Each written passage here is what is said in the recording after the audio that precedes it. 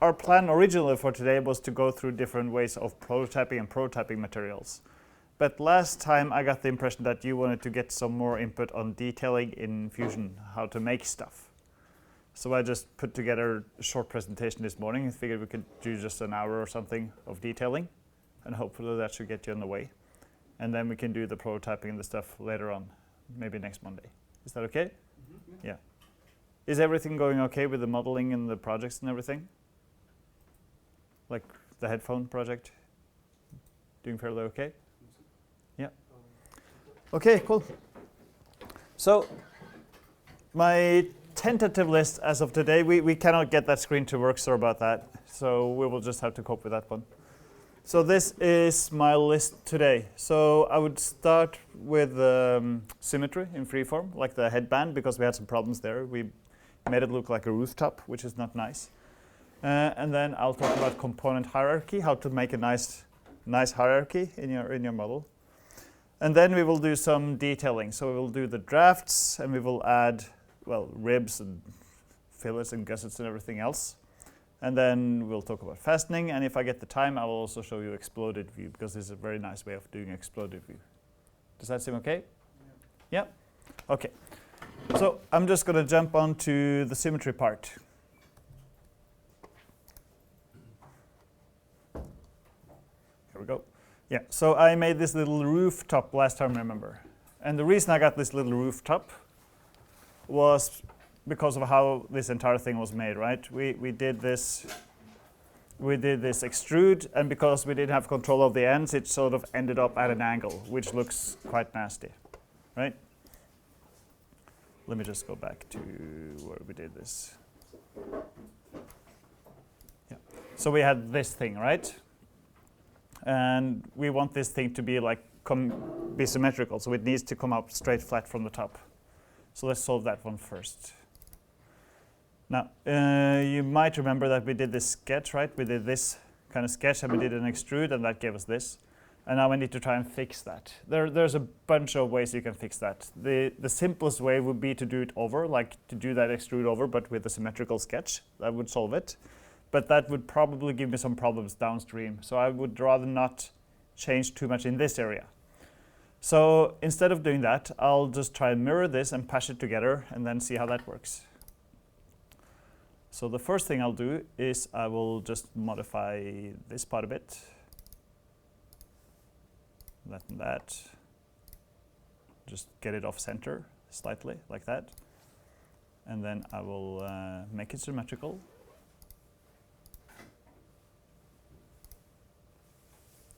And I will use duplicate. So I can take that.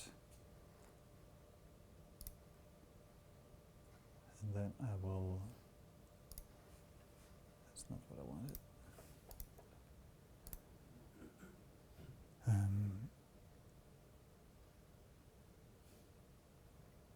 It should be this. Yeah. Now we got just the exact same thing, right? And now I need to connect the two. There's a bunch of ways of connecting them as well, but I will just delete a couple of faces like that. And then I will just weld it together, see how that's going to work. So let's weld, and then it's important to place the weld at the center. Like the default here is not center, so I'm going to do midpoint. That's going to connect these guys at the center. Let's see how that works. That looks promising. And then the other side.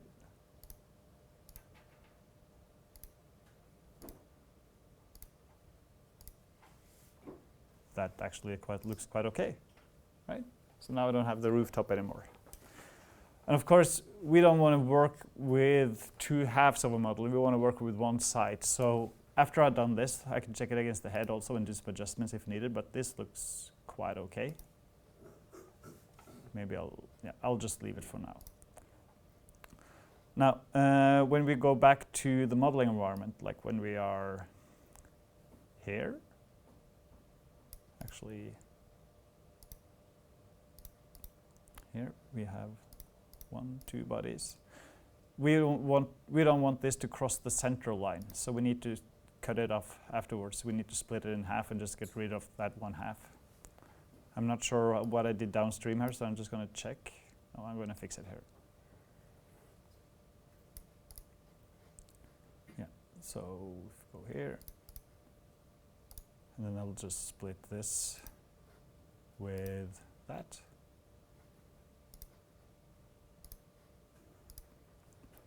And that gives me something I can hide. That's a perfect half. Okay, and that solved our rooftop problem. Let's see if the history is still good. Fairly good. Now I probably got some problems because I did the split and it didn't like the fact that I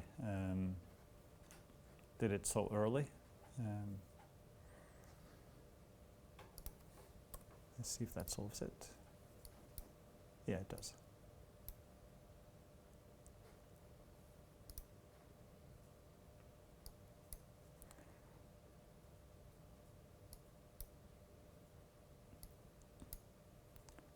Okay, so now we've come to the point where we have components like before.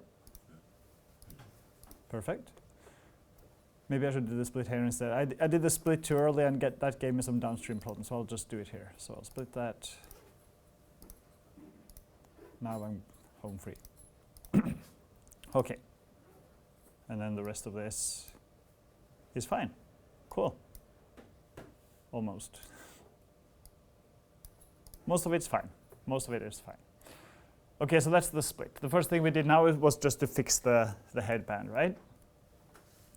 So the second thing we'll do is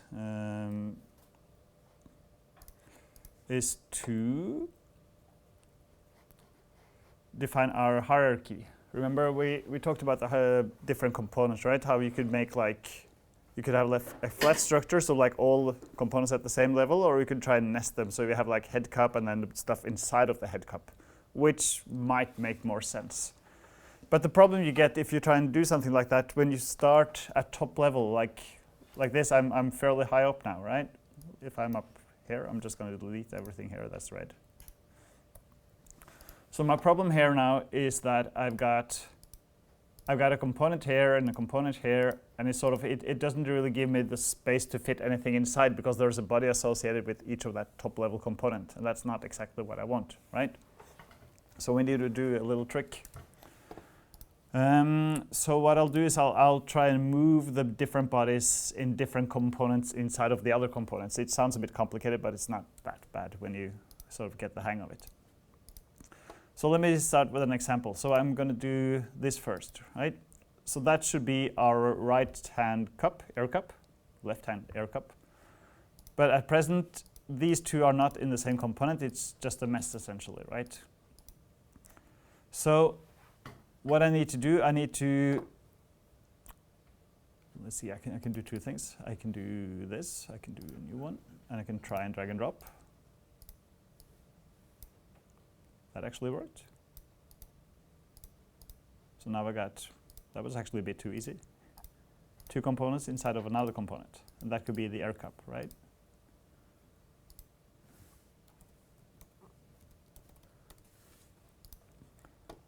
And then I can do the same thing for this. And that could be the headband.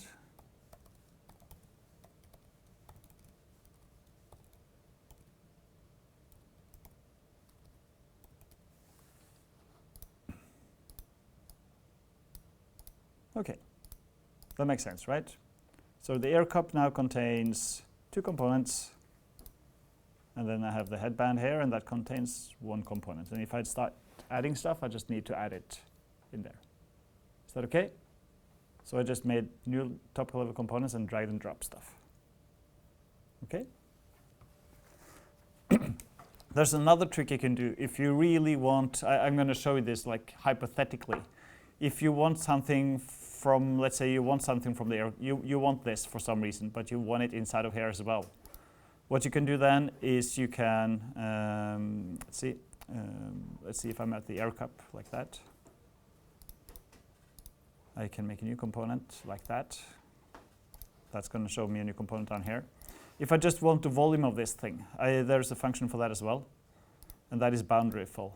So if I do boundary fill, like this, boundary fill, and I select that, and then we select the cells. It's just one cell associated with it. This is a super nice trick. So now I have a body inside of here. I can hide that. Now I have a body inside of here, this. And I made that body using boundary fill, taking off the volume of the other body. So if you ever struggle trying to get bodies between components, you always have the option of using boundary fill. Okay? Very nice little function. Is essentially boundary fill is essentially you take the volume associated with one body, you just fill it with water or something, and you get the same volume. And you can put that in whatever. Yeah? Does it follow the changes you make? It follows the upstream changes, but not downstream changes. So if I do a lot of stuff and then boundary fill and then more stuff to the original part, it's going to take everything down to the boundary fill. Okay? So that's just a way of hacking. I was actually expecting to have to use boundary fill now to get these components in place, but it was easier to drag and drop, so I did that instead. Okay. So we're back here. We got our air cup and we got our headband, right? And we've actually solved our hierarchy, which is great, because now I can mirror this, right? If I mirror this thing, like mirror this component, and then I can just select the air cup like that. Then I get the entire thing. And that is super nice, right? Instead of having to mirror each and every part. But we're not there quite yet. We need to do some more work on this. So what I did this morning, I looked at your pictures from the teardown. I looked at, let's see, these things, right? And I figured we need to get some of this sort of detail into our model, right? So the first thing we need to do, we need to think of drafts. That's sort of key when you do injection molded stuff. Do you remember drafts? Like the ice cubes, getting them out of the mold, right? So if you look at this cup on the right here, you can see that it has like almost vertical walls, but those walls probably have a draft. They should have a draft, otherwise you won't be able to get it out of the mold. So what I'll do now is I will ensure that on my model, the same sort of indent also has a draft. It needs to have a draft, otherwise I won't be able to get it out of the mold. So let's start focusing on that. That's this guy. I'm just going to isolate it because we don't really care about the other stuff, like this.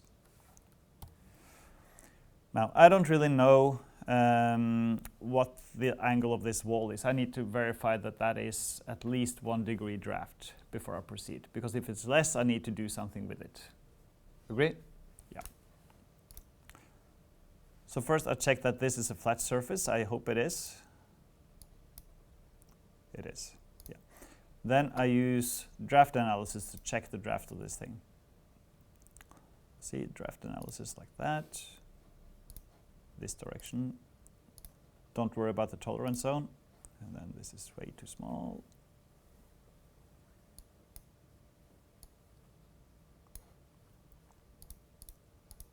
Yeah. So it's almost, right? But it's not quite. Like you can see this little red thing here, that's going to give me some problems, right? So now I have a couple of choices. I can try, and also you can see down here, you have some problems too. Like this does not have a draft, so I need to fix that first. The green stuff is fine. I don't have to worry about that. So yeah, let's try and solve this. So how can I make just this part a bit tidier, because this is not manufacturable? How can I solve this? I sort of need to take this perimeter and I need to make sort of a funnel shape like that, right? Ever so slightly. So let's see if that works. I'm not entirely sure myself, but I'm going to try by making a surface. See if I could take that edge.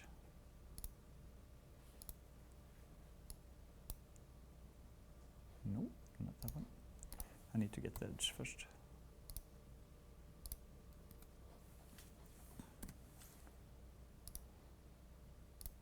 This edge, right? Come on. That edge, right? That's the edge I want. And I'm just pulling up now so you can see what I'm doing. And then I need some taper on it. I need it to sort of do that, right? So then we can do taper, taper light. If I do 3 degrees just to see like the effect, so I need to do like -3. That's going to pull it inwards, right? And then we take it the other way. I might need to change that to a plus now. Let's see. That pulls it out. That pulls it in. But we're only required to do like 1 degree, so that's like here, right?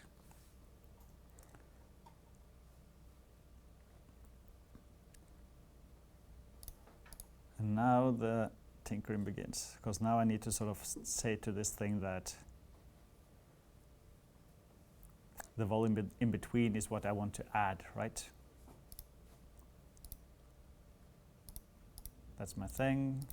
That's the other thing, and I need to add volume in between these things. That's actually quite hard, but I'm going to try.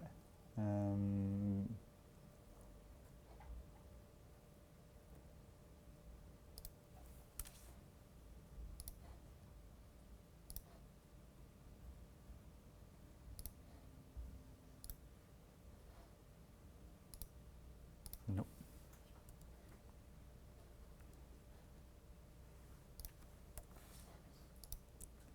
Anyone have any good suggestions?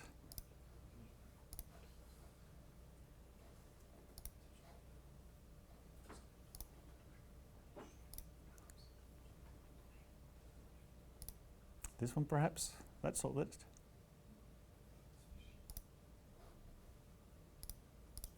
Yes, that's solved it. So I can show you what I did. Once again, boundary fill sort of made the day for us. I'm just going to combine them. Join. Yeah. Okay. So I'll sort of try and recap. Now you see I got a nice little surface here. Okay, to recap, what I did a little trick on the fly. Like we had this area was too steep, right? That's too steep. So the first thing we did, we made a sketch. And we took the perimeter of that area, which is that little purple line you can see there. Right? We got that line. And from that line, we got that surface, this surface, and that had a taper angle on it, right? And now the problem was that we wanted to take like the area between that surface and the air cup and sort of add that to the air cup, right? Yeah. So what I did then is I used the boundary fill, which is a great tool. It's an amazingly good tool. And what I did with boundary fill was that I said, okay, include the first body, like the air cup itself, include the surface, like this part, and then I get the option of filling water sort of in between the areas. I can either fill the first volume, I can fill the second volume, or I can fill the area in between, which is exactly what I wanted, right? I can try and redo it so you can see it. So I get this. We know that there is a volume between that surface and this part, right? You can see that, you can see the surface there and you can see the part there, and there is a volume in between, obviously, right? So what happens when I use boundary fill is that I get the option of sort of selecting that one volume. So I take that and I take this, and then it gives me 3 checkboxes, right? That's a checkbox, that's a checkbox, and that's a checkbox, right? And that is, it allows me to sort of fill water or fill the volume in between those parts. And that checkbox is assigned to, well, that's the wrong volume. Hang on. Come on. This and that. Yeah. That checkbox ticks off that volume. That checkbox probably ticks off the same volume as inside of the air cup from before. I'm not sure what the last one is. But the point is I can use this. You can see it also highlights. I can use that checkbox in just filling up that volume, which is exactly what I wanted, right? This little strip, that's what I need. So if I have that little strip, I can just add that to the rest of the body using combine. So that's my target body, and then I just add that little strip. And then this entire thing turns green, which means I got the draft angle I need. That's a nice little trick for some nasty geometry, right? It solved it for us. Yeah. that's the really complicated way of adding draft angles to really complicated geometry. And the only reason why we're doing this here is that we used freeform. If you had used some more basic modeling techniques, you would not get into this kind of problem. So I'll just do the quick and dirty way for the rest. I'm just going to use draft. It's a bit too simple. Like that, and I will just pull these faces up.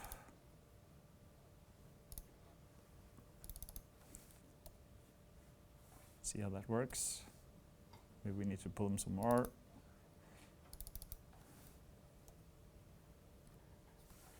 Still more. Yeah. This is not a nice, the other way of doing it is a lot nicer. I'm just going to do this so you can see the draft tool as well. What this does is it just pulls it relative to where it was. So that means that I need to pull it quite a bit to get this thing where I want it. Which means I also pull the other surfaces a lot more than I actually need when I do it this way. So that's the crude way, and the other one is like the really refined and high-tech way of doing it. But the good news is that we got the drafts we need, right? Yeah. So that's good. You can use that on your projects as well, right? The extrude a face and then use the boundary fill to just fill up whatever is in between. Okay? Right.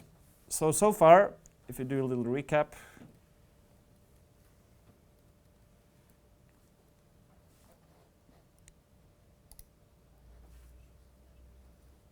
we've done the symmetry, right? We did the headband, right? And we did the hierarchy with the drag and drop and everything, and we also used boundary fill to pull things over. And we just did drafts using draft analysis and the extrude face with the draft on it. Okay? So now, next is to do some detailing, right? So if I go back to my model, I obviously, like, there's a bunch of parts missing here.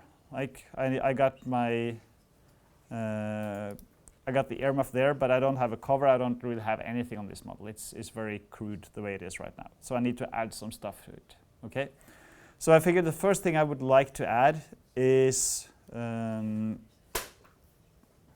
the cover, the speaker cover. Like, I would like to make this part, the part that holds the speaker, okay? Or that part. And that has some fastenings to it, some ribs, and it's also a mating part of the other part, so it sort of needs to match that one part, okay?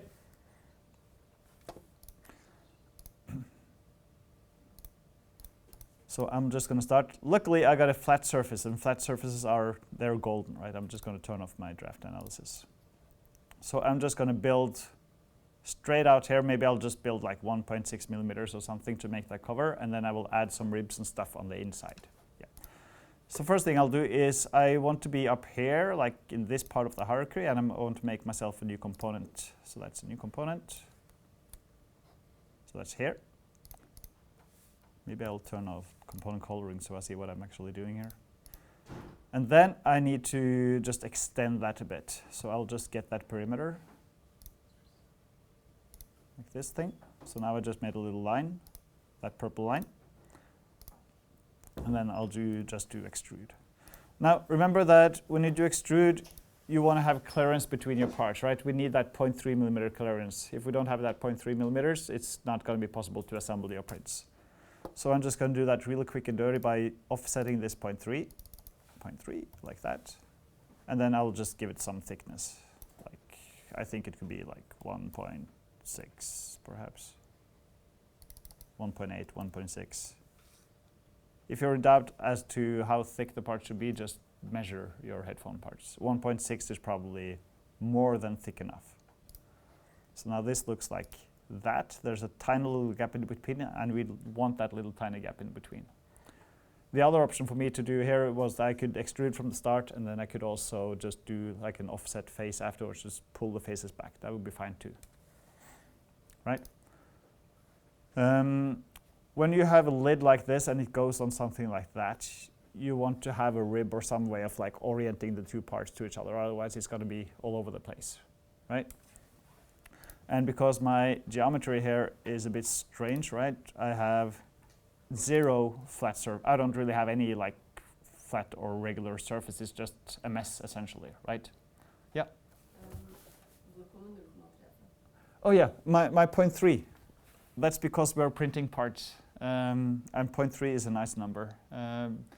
So when you assemble stuff, like if I have something that consists of 2 parts, like any 2 parts, I can just take in my model, like these 2 parts. Let's say if they slide inside of each other or something, right?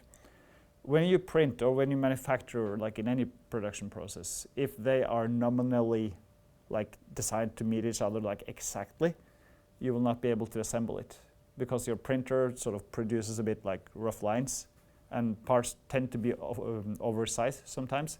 So you'll have to squeeze them really hard or get your sanding paper out to get the things to fit, right? So if you don't want to spend a lot of time sanding your parts and using Vaseline and like cramming them together, just add like 0.3 millimeters of air between everything, like absolutely everything. And that's going to save you so much time in doing the actual assembly. And the only reason why I'm using 0.3 is that it's like, from experience, it's a nice number. It doesn't rattle too much, but it also ensures you that you're able to like put the parts together. So that's the 0.3. Yes. Okay, so the first thing I'll do is, I don't know why it doesn't take me to Keyshot. Come on, do that. Yeah, I will add a nice little line. You might be able to see it on the right-hand side there. Like I want a little line to go around the perimeter just to orient the 2 parts relative to each other. That's the first thing I want to do. But again, this is super tricky because we don't really have any nice geometry. Our geometry is super nasty. Like we have a lot of stuff going on, right? So now I have the choice of adapting to this mess or just making a groove and sort of giving myself room for a decent, like for a fairly straight rib. You can choose actually, how should I do this? Should I adapt to the mess, which is perfectly viable, or should I protrude and sort of dig out of this edge? Up to you, it doesn't really matter, like anything goes. Maybe I'll do the tidy little rib for now because I did this like, I was very kind to this shape before. So I'm going to do it the brutal way and sort of dig out into that. Maybe that's a fairly good way of doing it. So yeah, let me just get the parts back in place. So then we will make a rib. And that rib should be as wide as the insides of this. So I'm just going to make a new drawing on that surface, like there. And then I will just do some tinkering, and then I will just get that line. Oh, there's actually 2 lines, 3 lines. Yeah, like that. So if I hide this and then we turn that off. Yeah. Now if I do thin extrude, which is great, I can do this. That's going to give me a nice little rib, right? And then I can, but I wanted to sort of dig into the surface because I don't have control of the sides, right? So let's do, no, I can just do one side. Damn it. Okay, one side it is. Okay, so let's just say it's 1 millimeter thick, maybe it's 2 millimeters tall. Like that, just enough for orienting it, right? And then, can I do draft? Yes, I can. So I'll just give it 1 degree draft as well, minus. Perfect. Now it's manufacturable as well. Of course, that wall is now just straight 1 degree draft all over, whereas on my mating part, it's a bunch of stuff, but it's certainly not 1 degree.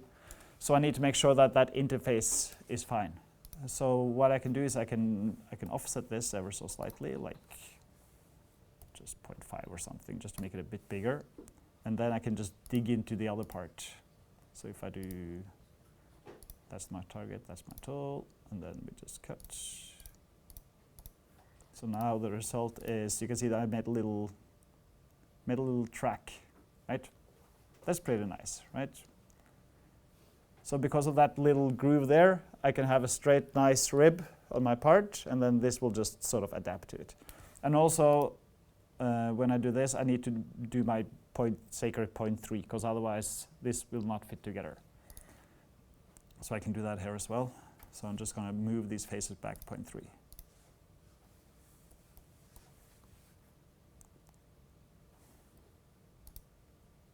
Come on.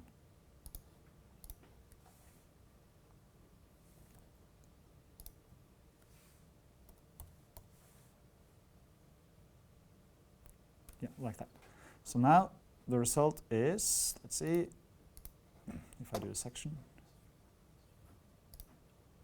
I can just do a section view to see how that works.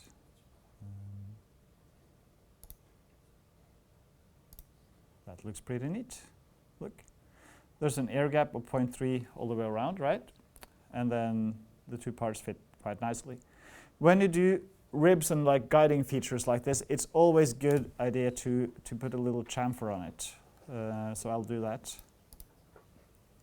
So let's just hide that and undo our section and then just add a little chamfer. And the chamfer is there to make your assembly easier, essentially. So I'm just going to do that. 0.6. And that's going to be super nice for just guiding the parts in place. Okay? And also because I made this with the drafts, if I do my draft analysis, that direction, 1 degree is enough. It should be green. It's not very green, but it should be green because I made it with the draft. Yeah, I'm not going to work well on drafts here, but check your parts for drafts. Okay, so that was adding parts and adding guides to the parts. Okay, so far so good.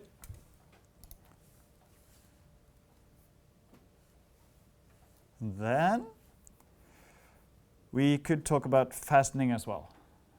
And then and then we'll be finished by 10. Yeah. So there's a bunch of ways of doing fastenings, right? I'm going to show you a couple. First, you can use, there's a feature in the plastic workbench, which is quite nice. I've never actually used it, so bear with me. First, I need to define some points on where to put my screws, right? Maybe I'll just do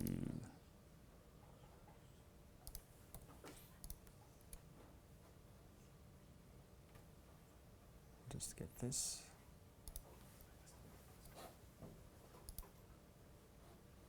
Is that working? Nope, it's not doing it. Let's do that again.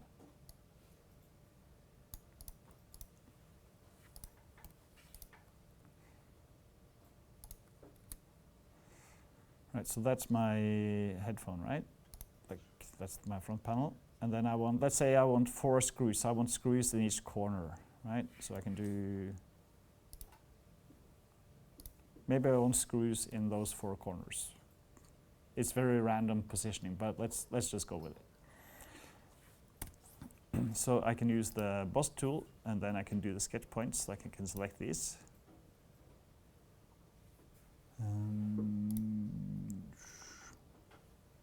Sure thing, yes. And I can just boss, and then I can sort of select these. Let's see if it's doing it.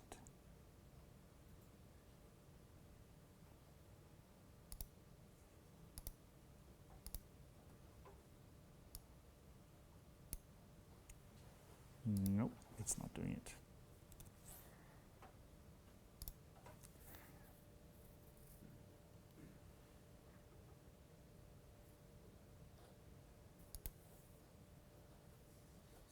Okay, I'm not sure if I'm going to do it that way then. Okay, I need to do it some other way. So essentially what I want to do, I want to make a screw tower and a screw. And we know that when we do screws in plastic, we don't actually do the threads. We just make a flush tower, and then the screw will just dig into the plastic. So you can see there are some screw towers here. Like on this, you can see there are 4 screws. So I'm just going to do something quite similar. So there is an automated way of doing it, but I've never used it, seriously. I always do my own screw towers, so I'm not sure if I'm going to try and learn how to use it while you guys watch. So I'll just do it the old-fashioned way. And the old-fashioned way is to do a section and then do a revolve. So let me just start by doing that. I need a plane, like in the first location of the first screw, that's where I need a plane to make this work. So let's see if we can get a plane. Let me just just going to try and offset this. I think that's vertical. Let's see.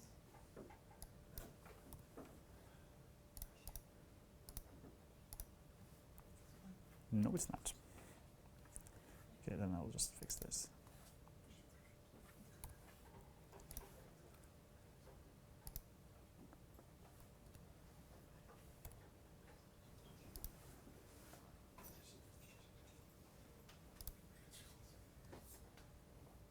Okay, so now I'll just make a plane using that line and that line. 2, 3 points. That, and that's going to give me a plane. Yes, perfect. And then I will do one sketch with all the stuff I need. Let's see.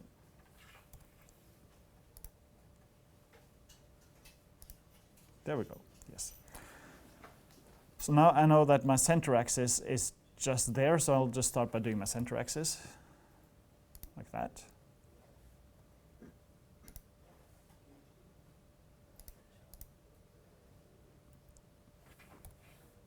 Center axis is here. Come on, you can do this. Like that. And then I'll make a tiny recess for the screw. So that's going to be here.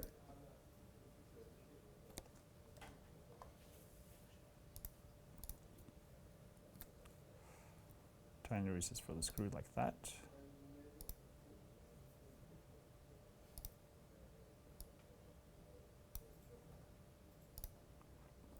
And then I'm going to make a screw tower for the rest of the part. So that should now be that's one section, and then I'll just do the screw tower. This is going to be a very crude screw tower. There's a bunch of ways of doing screw towers, but I'm just going to show you. And then I'm going to make this intentionally very, very big, like very long. It's going to go through the headphone like that. So now I have two areas, right? I have that area up here. That's going to be the mating part of this, and I have this area down here, right?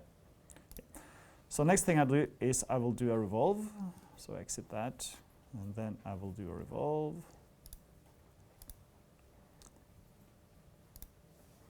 Of, let's see.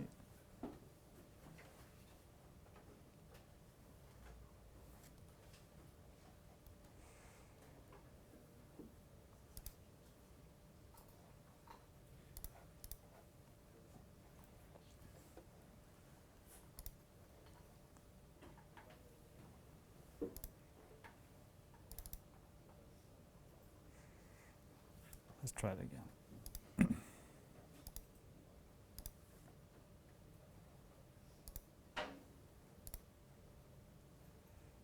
Of that profile and that profile around that axis. That's going to give me some nice new parts if I do this. Join, no, new parts, new body like that. Right. So now I got the outline of one screw tower essentially, right?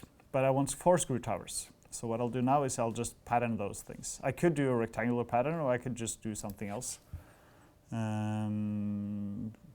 Rectangular would actually work in this case. Oftentimes it would not. Oftentimes you will have to do this and just move like your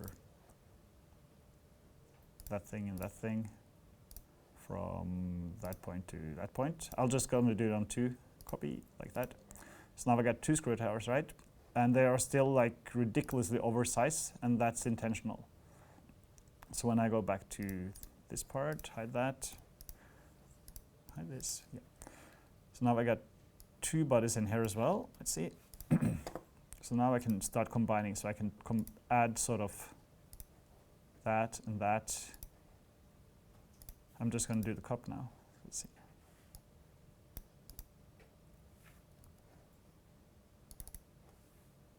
Combine, join.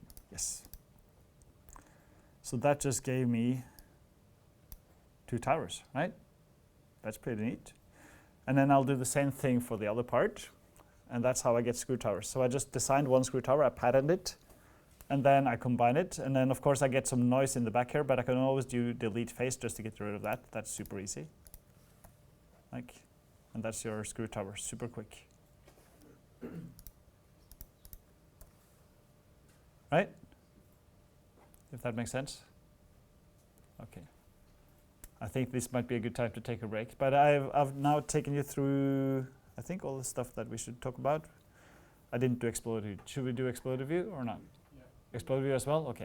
I'm not going to spend any more time on the screw tower, but you saw what I did, right? I made 2 bodies, I patted them, and then I used combine and did the stuff, right? Okay. Then this is a bit messy, so let's just live with it.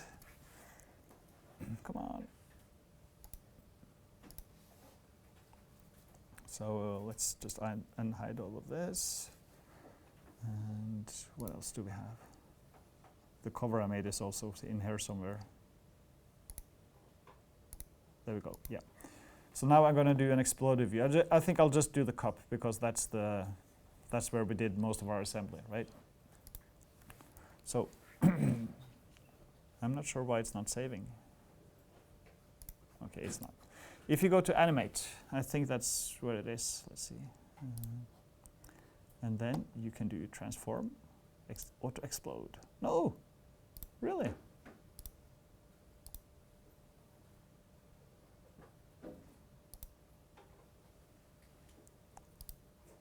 There we go. Yeah. So it has an auto explode function. So you can sort of just like, now my hierarchy is all wrong, but in theory you can use auto explode and you can sort of do an animation where you do explosive and everything. And this is, if your hierarchy is right, this is a really quick way of doing explosive views and sort of just stacking stuff. Of course, you can manually move stuff, right? But it's not as fast if I go back here. Like I can always use like move, and then I can just move objects. Like I can just freely move stuff and take it apart. That's also going to give me an explosive view, right? But it's not as smooth, and it's not able to do any animation or anything for me. It's just like a simple move. Yeah. So if you feel like you have the time for it, go to animation and then play around with this auto explode and do also explosive view animations. It's pretty cool when it works. Yeah. I think this is a good time for a break.